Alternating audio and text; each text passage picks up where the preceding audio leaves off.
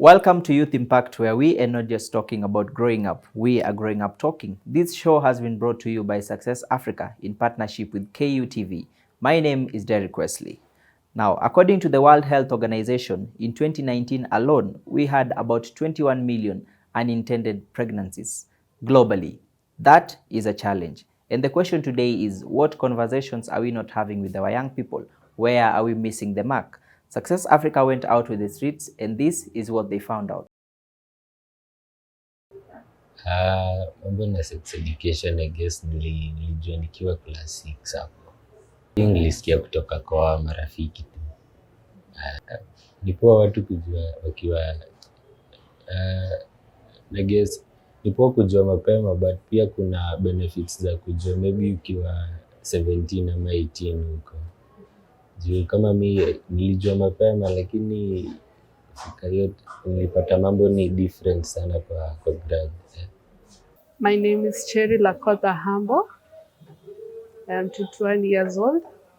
I learned about sex education when I was after I finished my high school. Yeah, that's after finishing my high school, I went to a program whereby they were teaching us about sex education. That's where I learned. Hiyo kitu ingekuwa nimesomeshwa kitambo sana, inge benefit sana sana kabisa. Mi naweza sema kuanzia 10 and above, 10 years and above, juu nowadays vitu ni mingi sana zina explode huku kwa internet. Ndio maana naweza recommend 10 and above years wajue. Joining us on set to put light into this conversation and to maybe demystify all the myths that have been going out there is two lovely ladies. I wouldn't dare introduce the two of you because I know you could do it better than I could. So we take this opportunity to introduce you and then we'll go to it. Okay, I am Kenya Joy, a filmmaker by profession, and yeah, I'm a videographer to Youth Impact. Hi, Mikal Ablatsa Imbukwa, a gender affairs journalist and advocate, a Young African Leadership Initiative fellow. Yeah, and I love everything about women affairs. So I'm happy to be here today to have this conversation. I thought she'd say, now that you love everything about women, she loves everything about men as well. But anyway, it's fair. So, according to the conversation that we've had from the youths, we are having 21 million unintended pregnancies, 12 million of which end up in safe births, 55% of which end up in unsafe abortions. This happens because of the conversation, teenage sexuality education. So I'd like to maybe ask you the very first controversial question. When was the first time you had a boyfriend or even thought of it? Yes, Mikal. Interesting question. So for me, the idea of boyfriend came to me like 2 years after high school. Oh, 2 years after high school. You must have had lovely parents. Yeah, like they planted in my head the idea that boys are bad and I should stay away from them. Apart from my brothers, that any other boy that is coming my way is a danger to me. So I should always shield myself from boys. You're literally given a tag for boys. Stay, avoid. Have conversations with them from, like at a distance. Yeah, Oh. at a distance. At a safe distance, yeah, of course. So that is why I stayed away from that issue until like 2 years after high school, when I felt like I was ready to have the conversation, and after realizing that they're not very bad people as long as you know how to have the conversation. You're so proud of that. You're so proud of that discovery. Yes, Kenya, when was the first time this guy approached you and maybe you said yes? I wouldn't want to assume you did though. Yeah, thank you for not assuming that. Okay, during my entire high school time, I had friends who had boyfriends. Like, it was a cool thing for them, but for some reason for me, it was never something I wanted to go for. So way after high school, that's when I realized, you know what, maybe, just maybe, it's something I should consider by now. So yeah. So my first question, now official question, would be, at what time or at what point in your life as a teenager do you think it's appropriate for you to start having the conversation in regards to sexual relationships with the boys, of course? I think it begins from that point of bodily changes. You know, when girls start developing hair in pubic areas, breasts, That is basically the adolescent. the adolescent stage when you start having periods. Because at that point, if you have intercourse, you get into pregnancy, early pregnancy. So it's important that a teenager starts having the or earlier, like we have age appropriate, where you start introducing the conversation to them when they're a bit younger, like making them understand what private parts are, teaching them boundaries, consent, and how far it can go. So it starts from there, and then when it gets to that adolescence, you advance it into making them understand boy-girl relationships, health relationships. Yeah. So, Kenya, you mentioned you recently from school as well. So, how do you think schools and communities can better support teenagers like yourself, a youth, in understanding the sexual health and relationships? I think we need more counseling about sexual education in schools, campus, high schools, and also in primary for the adolescent stage, because it begins at around 12 years old. A 12-year-old is around in class 7. So yeah, they need to understand. We need boot camps, which will be helpful. Like, you know, when you go to boot camps, you find you're separated, the girls, the boys first. You're taught everything about your body, how your body is growing, how the hormones react to these things. When you separate, you get to even feel free to ask the right questions. Like, there are those questions you're not even free to ask at home. But when you put in a place where you're of the same group, you're of the same age, the same group, it's easy for you to ask those questions. So yeah, I feel like we need to advocate for more camps for this. Yeah. Just to get the message out there. So there's a big difference between just getting the message out there and getting it in the right way. And I believe the curriculum slots in the reproductive organs. It teaches the children on how best they can take care of themselves, depending on different age levels. But regardless of all this information being passed, we still have 21 million unintended pregnancies, which is quite unfortunate to be happening globally. Kenya suffers so much. We have our fair share of the 21 million. So my point would be, don't you think it is high time we change the conversation from teenagers do not engage into intimate relationships, because teenagers are quite experimental people. So instead of telling them, do not do this, don't you think it is high time we told them, maybe instead of doing this, there is a safer way and a better way through which you can do this? Absolutely.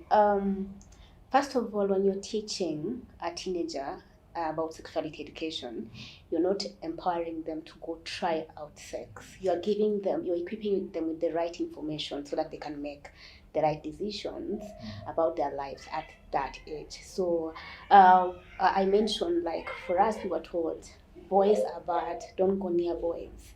And you're told, Which was very wrong, of course. and you're told, like, from the religious standpoint, sex is a sin, you know. So we look at it from a point of taboo. But you have mentioned we still have the cases, like 21 million teenagers experiences cases of early pregnancies, you know. So it's important that we change the approach from parents starting having the conversation with their kids from home, because that is why there's the disconnect. Parents fear having this conversation. I did a survey and I asked parents the challenges they're facing having conversations with the kids, and they said they prefer not to have the conversations because they fear if they start, the kids will have the curiosity to go experiment. But you realize, even right now, we are in an age where kids are on TikTok, kids are on social media. A lot of content online. Yes, they have all this information. And it's important that a parent starts having that conversation, because a parent is an authority. If they tell you, can you imagine, for me, they told me, don't go near boys. you know, and I stayed away from boys until a year after high school. As much as I didn't understand the things I was supposed to understand about sexuality then, right now I feel they would have done better by breaking it down for me. Another thing they used to do to us was showing you those videos of people who have emaciated, who have boils all over their bodies because of HIV. So they're planting fear in you so that you not try it out. But it's important that teenagers are equipped with that information. And when people are informed, the curiosity dies. Because they basically know everything Yeah, they around know it. everything. So when you equip them, the curiosity dies, and they will not even have the need to go experiment. They'll focus on their education, clear, and move to the next. So Kinya, would you feel comfortable discussing as a youth? Would you feel comfortable discussing intimacy related topics with your parents or guardians, or just basically the people around you? Of course, I know your friends. You're very comfortable talking to them about anything. Okay, with my parents, because of the way I've been brought up, like sex is a forbidden thing to speak Taboo. about. It's a taboo. Like, it's a taboo. So how are you supposed to? So even up to now, at my age, it's not something I would raise or put on the table for us to discuss. But I'm trying to think. I'm hoping the next generation after me, they get a chance to speak about it. They get a chance to hear it from their parents, not from TikTok, from social media, because social media is misleading. The things you'll find out there, you'll be surprised of what people are doing out here. So I feel like it's important for us personally. I'm trying my best to make sure that the next generation that comes after me gets to hear this way before they meet it on social media. So maybe because social media has been mentioned quite a number of times in this conversation, because our youths mainly have access to it. So what are some of the misconceptions around sexual education or sexuality that is so that are exposed to the youth, and maybe they're getting it on social media? First of all, I'll start on the misconceptions. The misconceptions that exist around sexuality education is that when you inform someone about it, they'll go experiment, you know, and that is not really true. As I have mentioned, when you're informed, you don't have the curiosity, you know, and kids are well informed nowadays, like very, very small kids. Like right now we have a small kid in here. Trust me, there are things they'll ask you that you will not, you'll hide under the bed. You'll be shocked. You'll be shocked. So a misconception is that if you don't tell them, they'll not find out. And there are those who believe that they should go and find out for themselves, you know, because our parents did not talk about it. So why should we talk to these people about it? So that is, I don't know if I have answered that. But do you really believe that comprehensive sex education is essential in schools? Yes, it's essential in schools because I'll give you an example of a scenario that I had recently when we went to a primary school, a remote school, when we went to take sanitary towels and books to those girls. And we asked them questions about sexuality education. They know about sex. We asked them about abortion. They said they know some of their friends who have undergone abortion. So you see, whether you tell them or not, they'll go procure abortion in unsafe ways. So you'd rather talk to them about the safe ways of doing it, because either way they'll do it. So you'd rather empower them with the right information on what to do if and when they find themselves in a situation. You get. And also about protection. We have condoms. We have female condoms. We have, the popular ones are the male condoms. Teach them about protection, because they are doing these things. So the idea of shaming this conversation and feeling that those people who are engaging in the educating of the young people are encouraging them to go try it is misplaced. It's just so misplaced, because they are doing it. You have said it, we have 21,000 cases. So how do we reduce them? by starting to give them the right information. Tell them, protect yourself if you must do it. And in case you find yourself in that situation of having a pregnancy, there are safer ways. Okay, so it's quite, the conversation is getting quite interesting. Just hold that thought. When we come back, we'll have more of the same coming from you.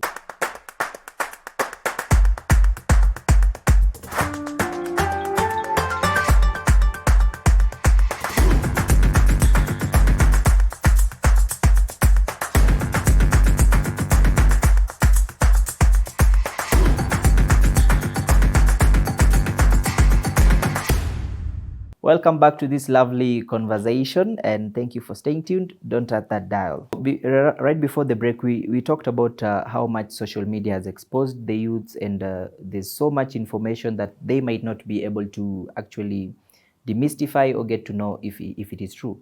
So from your own POV, how can we really reduce the stigma surrounding? Because it's not comfortable, not just for us as youths or for parents, to start talking about contraceptives and sitting down with a kid one-on-one and telling them, use, we have female condoms that you could use, we have male contraceptives that you could use. So how can we solve this stigma?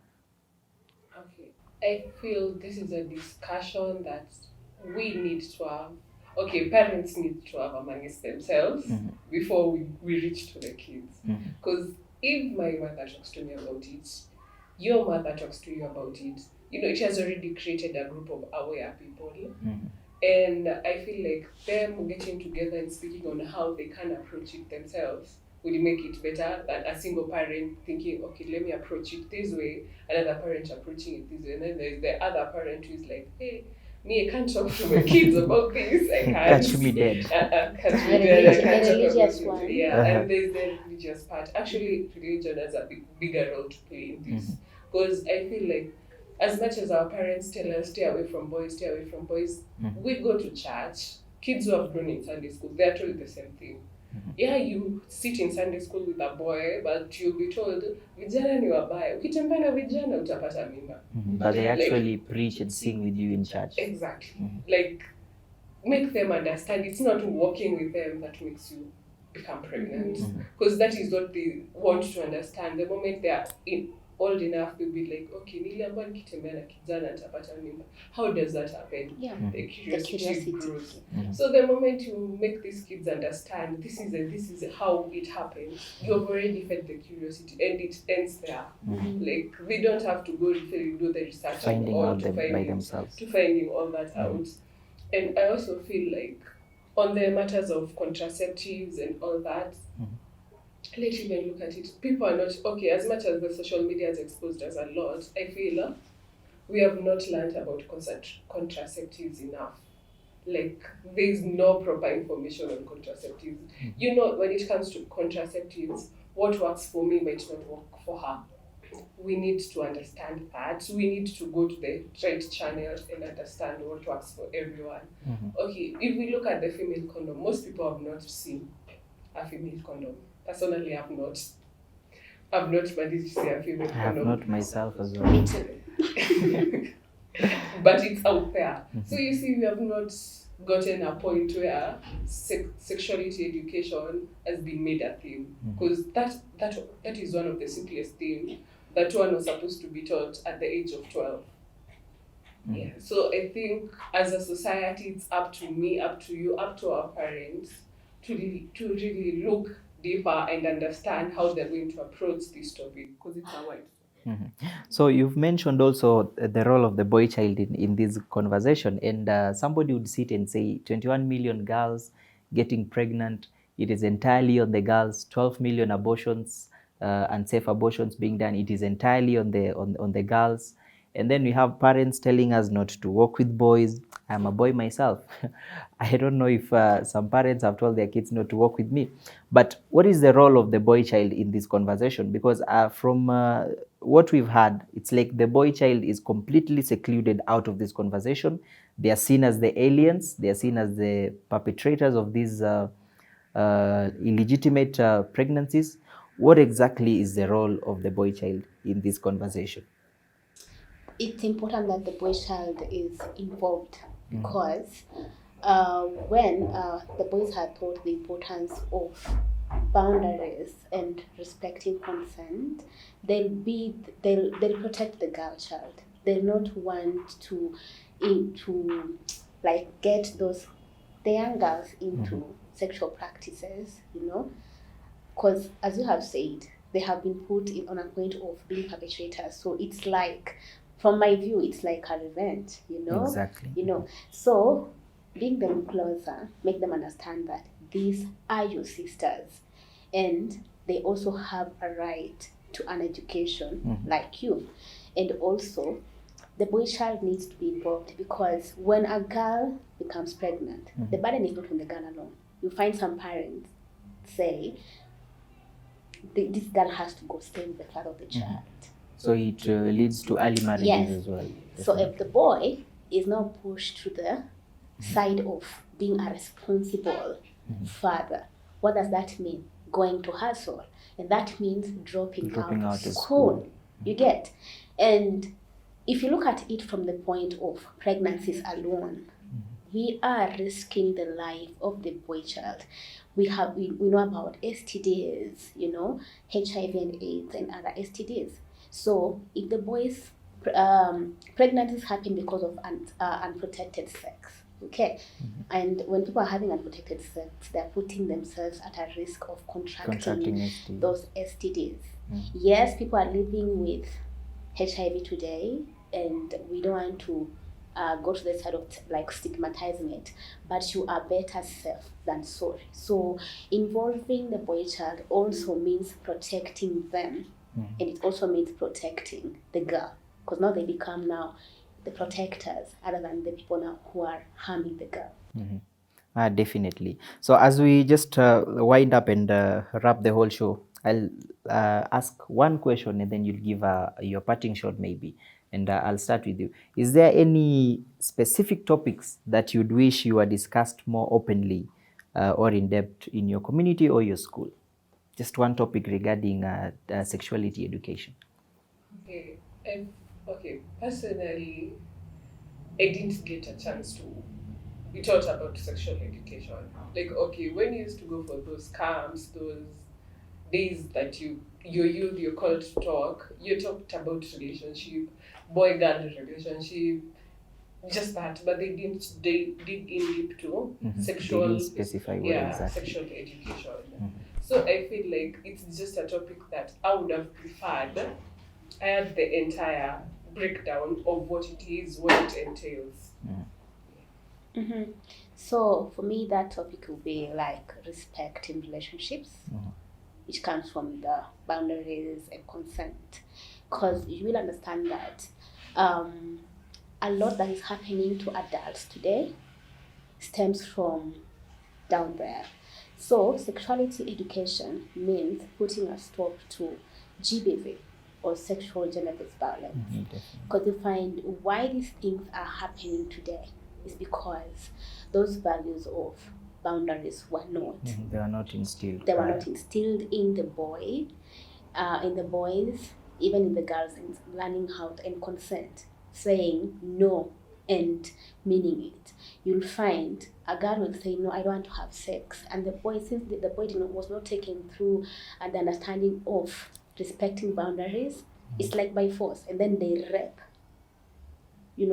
That's why we have defilement cases, we have rape cases, because we are not taken through the values of consent and respecting boundaries. So that topic of respect in relationships and healthy relationships is very important, and that is a conversation that parents should start having now. Teachers should start having, the society should start having with the young people, because their lives are at stake with 21 million cases of teenage pregnancies.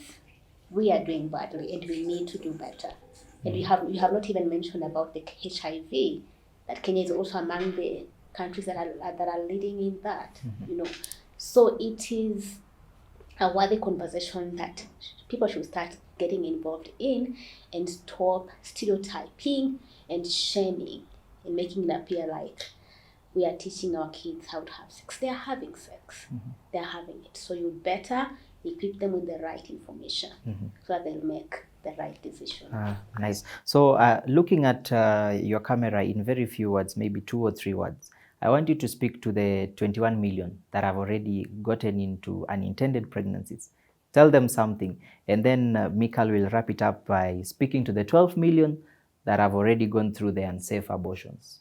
Yes. Okay, to the ones who have it has happened, he is your kid.